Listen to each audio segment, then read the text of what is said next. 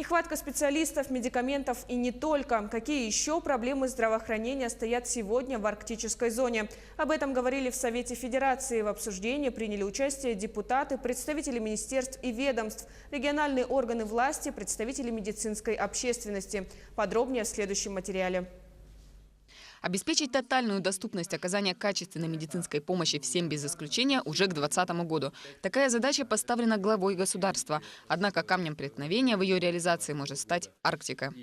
Арктическая зона и север в целом, они имеют очень большую специфику, о которых все говорили. Я хотел бы попросить в проект решения включить как раз чтобы Минздрав России рассмотрел и разработал вместе с органами власти субъектов Российской Федерации, Фондом обязательного медстрахования, отдельную систему организации медицинской помощи в Арктике. Эта система нужна не для того, чтобы какие-то дополнительные средства выбить из федерального бюджета, а для исполнения поручений президента Российской Федерации.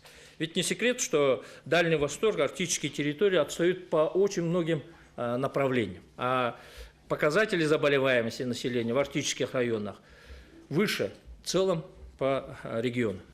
При этом в малых населенных пунктах лечебные учреждения вынуждены закрываться, а добраться до ближайшей больницы зачастую просто невозможно. К тому же много проблем с обеспечением медикаментами. В районах, относящихся к арктической зоне, частные аптечные организации составляют 26%. В связи с нерентабельностью содержания аптек в данных районах.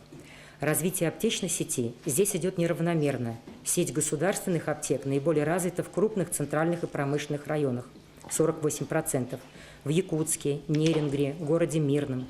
Обращает внимание высокий риск банкротства муниципальных аптек в связи с их убыточностью в целом по республике. И, как следствие, возможное снижение доступности лекарственной помощи населению. Возникает острая потребность в пересмотре работы на севере с точки зрения законодательства. Необходимо в корне менять подход.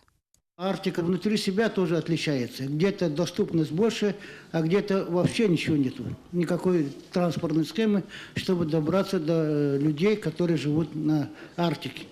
Это особенности, они не учитываются по одной простой причине, потому что методику для того, чтобы решить эти проблемы, мы пока в недрах Минздрава не видим. Мы пока сегодня определены по той методике, которая распределяет всем поровну.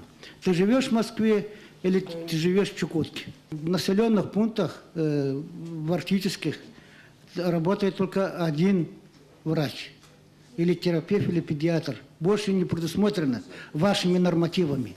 По итогам совещания вынесен ряд решений. Так, до 2024 года почти 2000 фельдшерских пунктов арктической зоны будут обеспечены доступом к сети интернет. А уже в этом году будет предоставлена субсидия из федерального бюджета в объеме более миллиарда рублей на развитие санавиации. Ольга Башук, Виктор Олесов, Москва.